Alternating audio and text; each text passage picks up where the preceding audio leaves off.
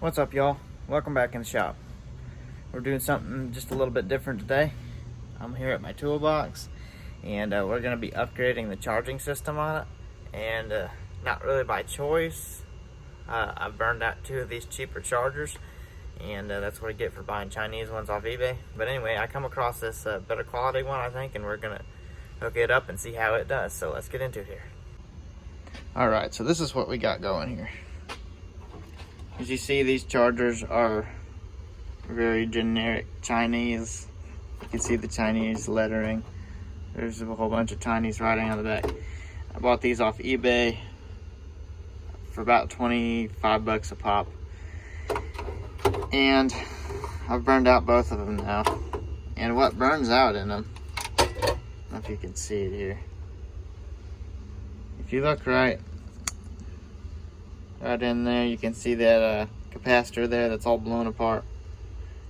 That blew the casing right off the end of it.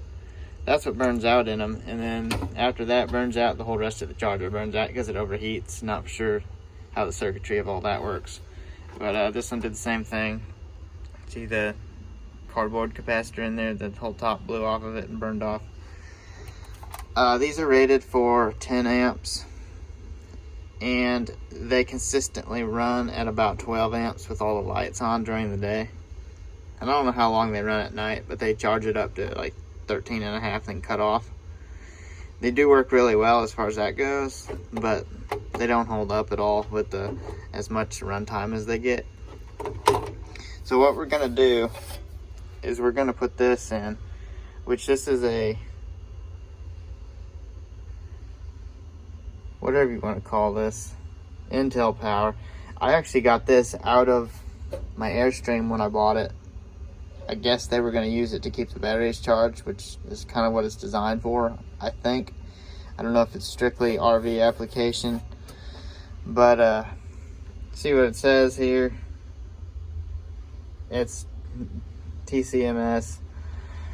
From what I can tell, it should do everything as far as like a smart charger will do, and regulate, and if it doesn't need the power, it should cut it down and basically just keep the batteries charged, which is exactly what I need.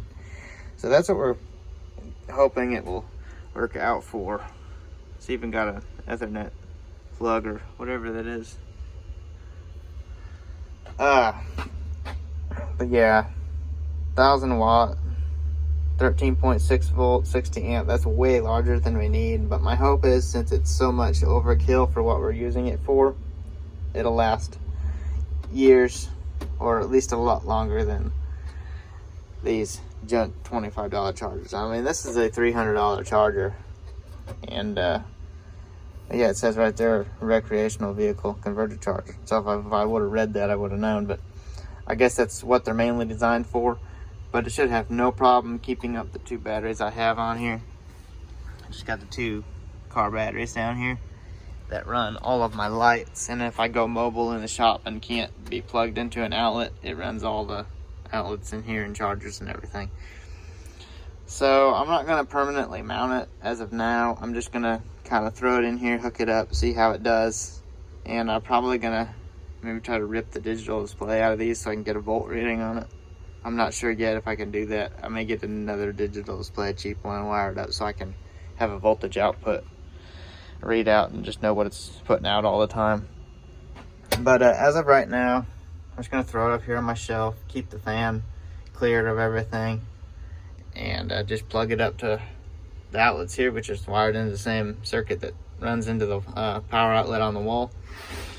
Wired up to these wires here, which go straight to the batteries through the switches down here, and we're gonna see how this does. I'm not gonna record all of it because it'd take too long, but I'll show you how it's working out when I'm done.